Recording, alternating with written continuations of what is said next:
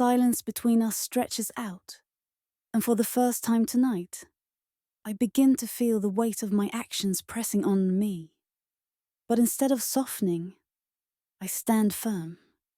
And now I find myself cast as the villain. I speak, bitterness dripping from my words. All I've done is care too much, yet you're portraying me as some jealous maniac. Hey, this is Sam.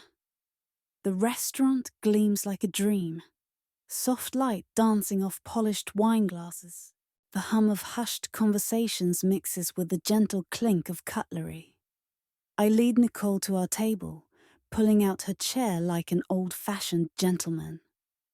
She smiles faintly, though it doesn't quite reach her eyes. It's subtle enough that I don't dwell on it. Perhaps she's just tired after a long week for both of us. Still, I'm excited. This dinner feels long overdue. Good food, uninterrupted time, and a chance to reconnect. The moment we sit, a server approaches. She's in her mid-20s, with a tidy ponytail and a professional yet friendly demeanor. Her smile is practiced, and her tone crisp as she lists the specials. I glance at Nicole, expecting her usual enthusiasm, but her attention is fixed.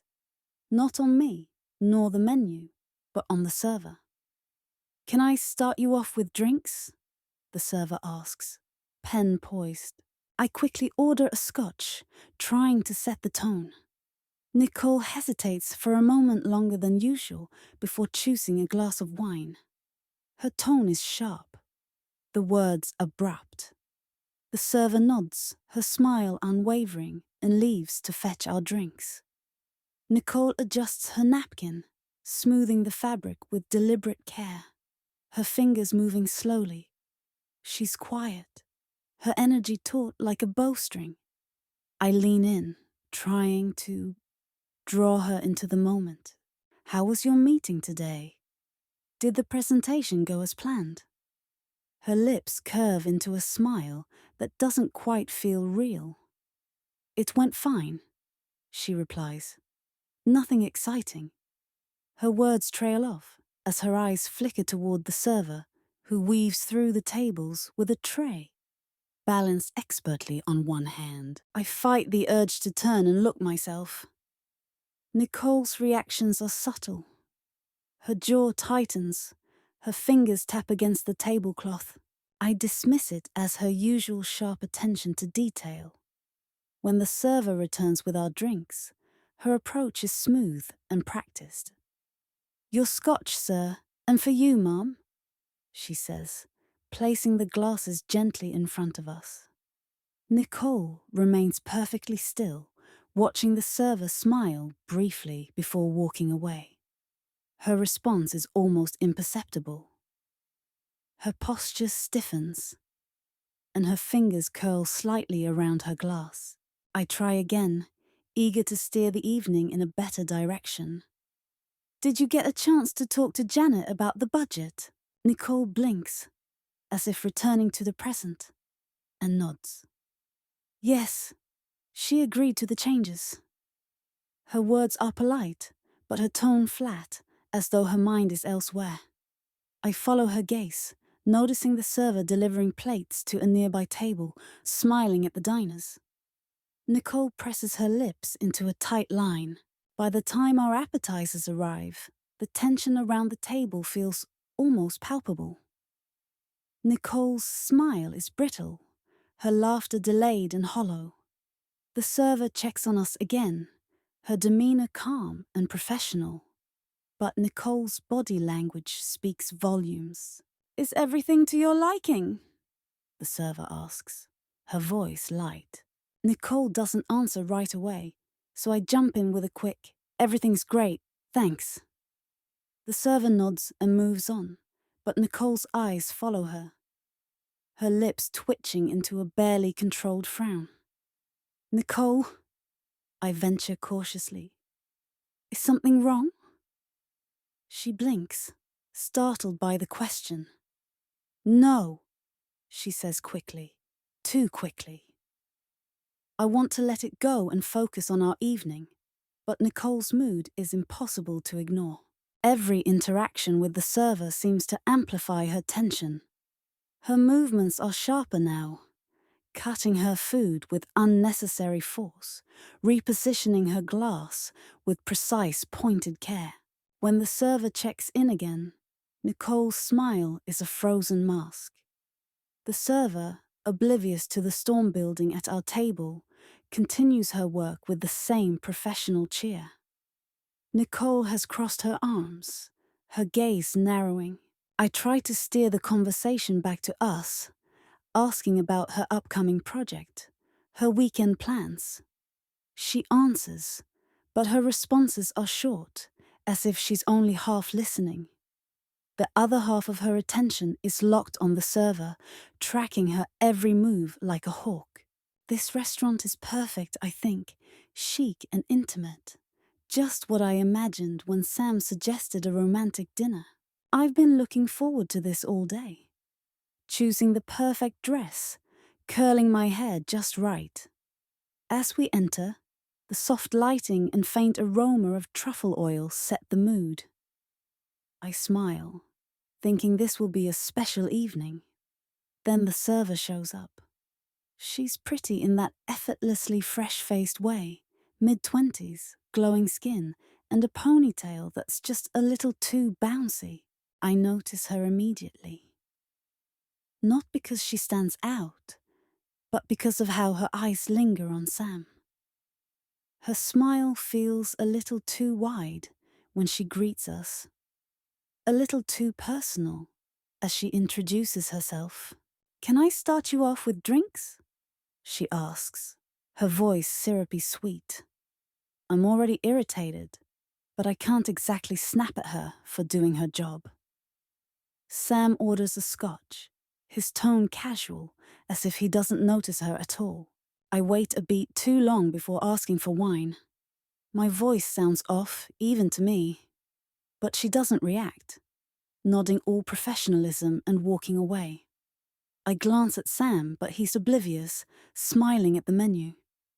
"Did you see the seafood risotto?" he says, his excitement bubbling over. I try to focus, but my thoughts keep circling back to the server. Was she smiling at Sam because she thought he was attractive? Or was that just how she treated every customer? It's hard to tell.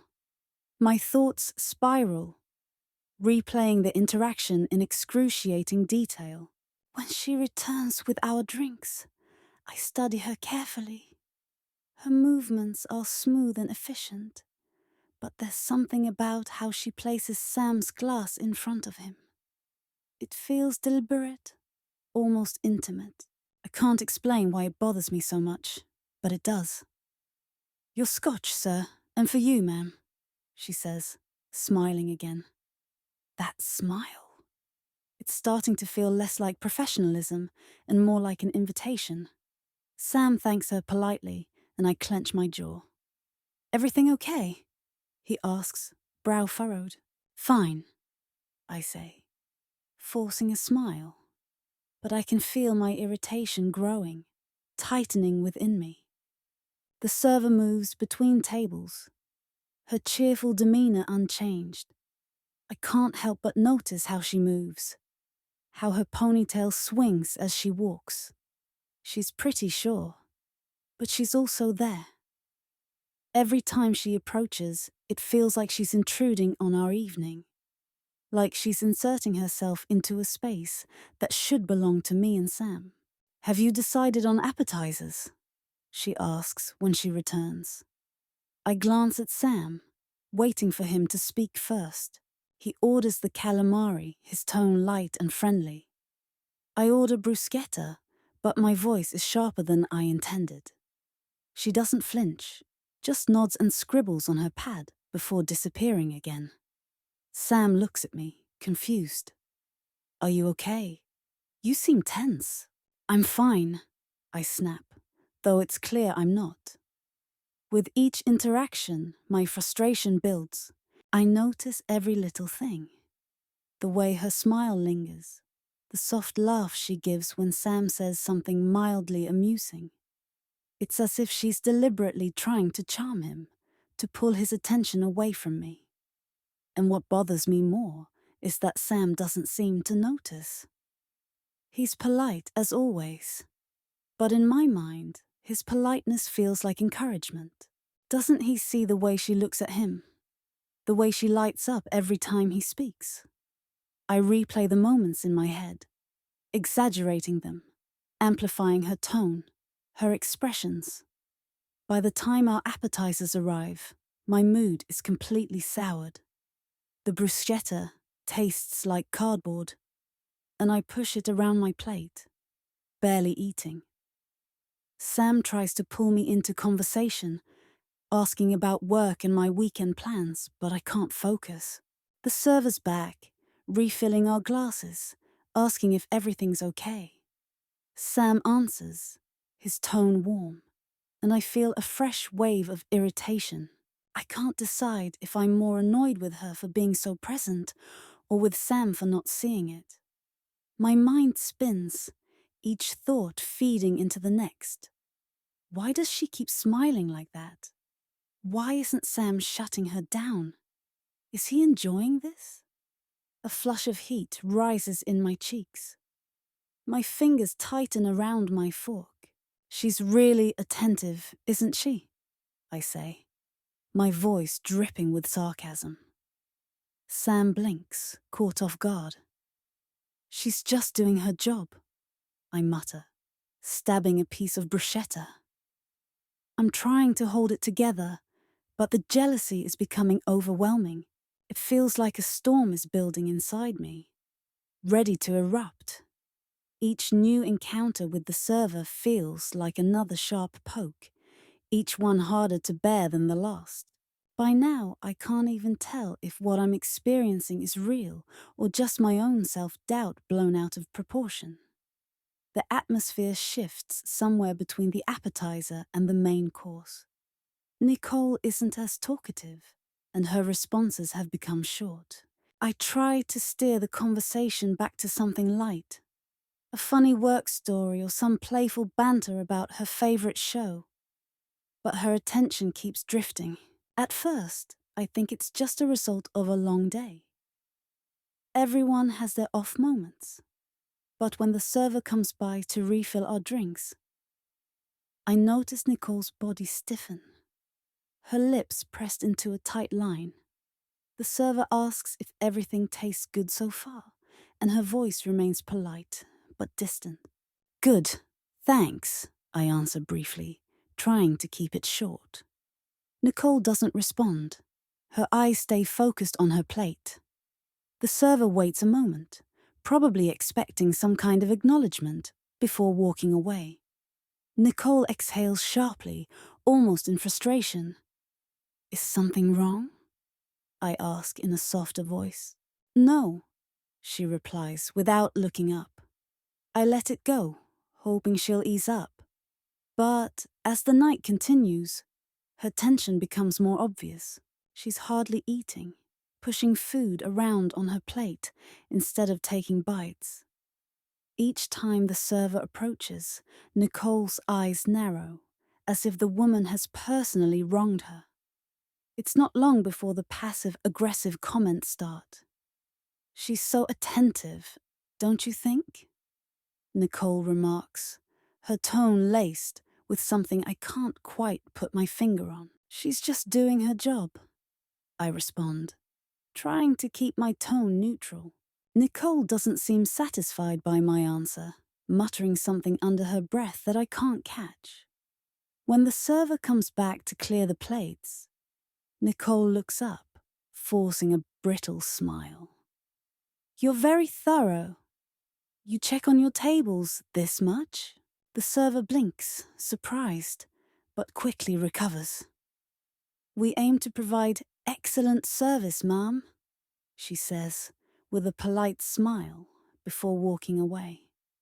I feel my face flush with embarrassment. Was that really necessary? I ask, once the server is out of earshot. Nicole shrugs, her expression unreadable. I'm just saying, she doesn't have to hover, she replies. Hover? I think to myself. The server has been nothing but kind and attentive. Exactly what you'd expect at a place like this. But I keep my thoughts to myself, not wanting to make things worse. Still, it's hard to ignore the knot forming in my stomach. Nicole's behavior isn't like her, at least not like the version of her I know. She's always been confident and self-assured. But tonight, she seems threatened. And I can't understand why. Threatened by a server's smile, I try to redirect her attention again, leaning in to ask about her weekend plans. She responds in one-word answers, her focus clearly elsewhere. When the server returns with the dessert, Nicole doesn't even wait for her to finish before cutting her off. We're good, thanks. The server blinks, nods, and quickly walks away. Seriously, what's going on? I ask, leaning in, my voice quieter but firmer. Nicole's eyes flash. Nothing's going on. Can we drop it? No, we can't, I respond, leaning forward. You've been acting strange all night. She glares at me, her jaw clenching. Strange? You think I'm strange because I don't like watching you flirt with some server? Her words hit me like a slap. Flirt? Are you serious? I haven't said a word to her beyond ordering, I reply, shocked. That's not how it looks to me, she snaps, her voice rising.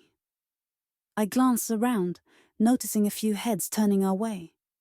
Lowering my voice, I say, Nicole, you're overreacting. She's literally just doing her job. Nicole laughs, sharp and bitter. Oh, come on, Sam. Don't act like you didn't notice the way she's been looking at you all night. The way she smiles every time she talks to you. She's just being polite, Nicole. That's all, I say, trying to remain calm. If you think she's flirting, that says more about you than it does about her. The tension between us is unbearable now, thick with unspoken accusations. I take a deep breath, trying to steady myself. This isn't about the server, I say, finally breaking the silence. This is about you and your insecurities. Her eyes widen and her face flushes with anger. For a moment, I think she might explode, but instead she leans back, crossing her arms. My insecurities, she repeats, her voice thick with disbelief. It's the truth, I say, keeping my voice even. You've been picking at her all night for no reason, and it's not fair to her or to me. She shakes her head, her lips pressed tight. I'm not trying to start a fight, I say softly, trying to keep the peace. But this jealousy, whatever it is, it's not okay, and it can't keep going on. She doesn't answer.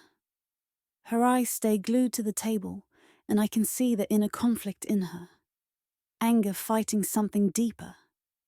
But she doesn't speak. As the silence drags on, I realize this isn't just about tonight. This isn't about a server or a dinner.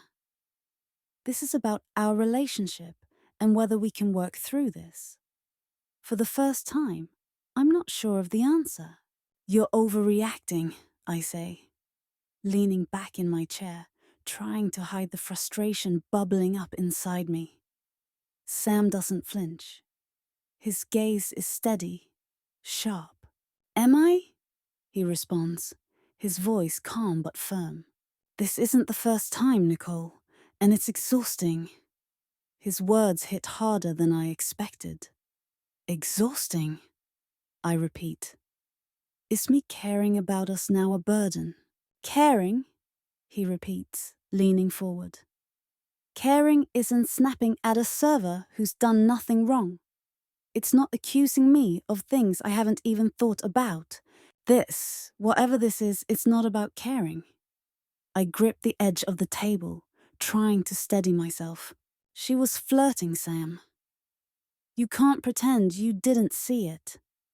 She smiled. She took our order.